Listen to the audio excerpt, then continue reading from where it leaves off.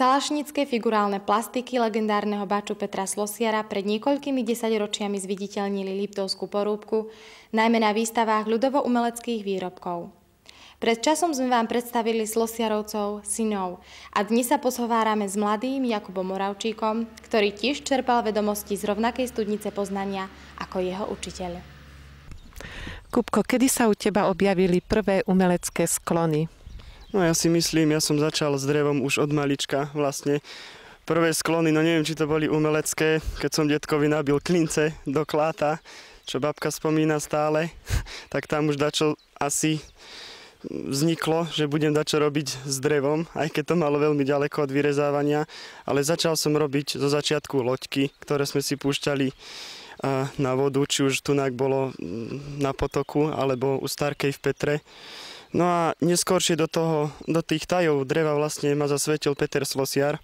Som mal veľký problém z počiatku získať ako takého rezbára priazeň, si vybudovať k nemu dáku, ktorý by ma to naučil, lebo po väčšine rezbári boli takí, že nechceli mi dáko ukázať ten štýl toho vyrezávania. No a Peter Slosiar jednak poznal sa s otcom a vedel, že otco je z Liptovskej porúbky, tak prvé kroky viedli k nemu vlastne cez otca a ten ma naučil vlastne to ovčiarstvo, ako sú, dajme tomu, výroba tých čerpákov alebo plastík.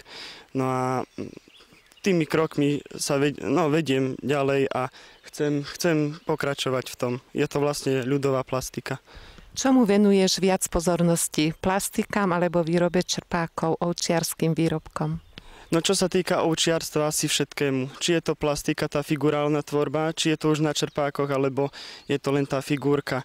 Baví ma všetko, aj ornamenty ma bavia, takže ja si myslím z každého rožku trošku a keď sa to dá dokopy, tak je to celkom pekné, no baví ma všetko.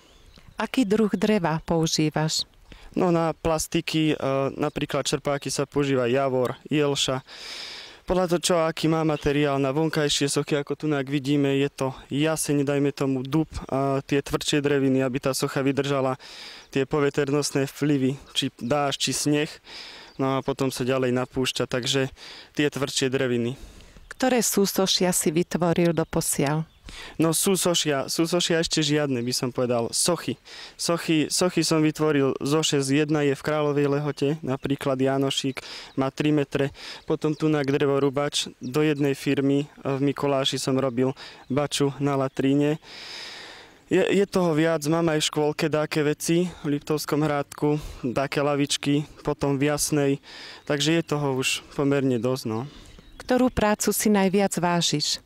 Najviac si asi vážim tú, čo som robil u Petra Slosiara, to bol práve ten bača s ovcov, ktorý mi tak prirastol k srdcu a vždy si spomeniem, že kde som ho robil. Tak.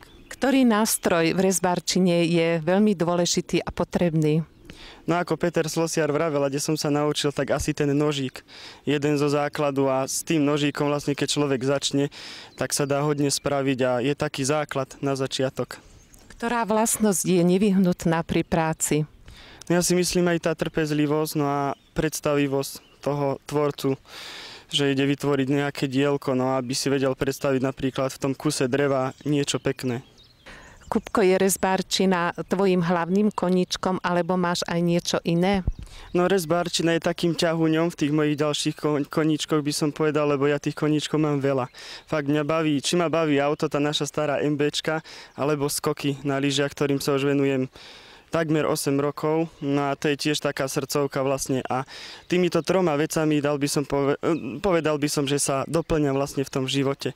Že jedna vec, ktorá ma unaví, tak prejdem k tej druhej, tá ma zase trošku odreaguje a zase keď ma tá unavuje, tak idem k tej ďalšej veci, aby som sa nenudil vlastne, aby tá životná výplň ma tlačila ďalej, aby som stále mal dačo robiť. Získal si v športe aj nejaké ocenenie?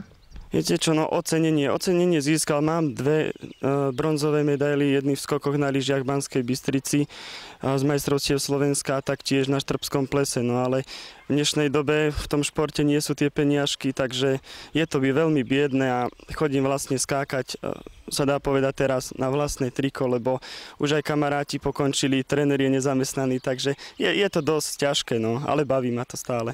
Aké je tvoje predsavzatie do budúcnosti? No, predsavzatie. Chcel by som ďalej pokračovať v tomto vyrezávaní. Tiež ma dáke úspechy, dáde sa s tým dostať. No a ešte aj tie skoky na lyžiach ma tak držia, že by som chcel pokračovať ďalej. No aj keď je to ťažké, ale ja si myslím, v Bystrici sa blízka na lepšie časy, takže uvidíme. No hádam, vydržím v tom a budem pokračovať. No. A čo štúdium? No štúdium, no tak študujem v Banskej Bystrici na Fakulte humanitných vied Univerzity Mateja Bela.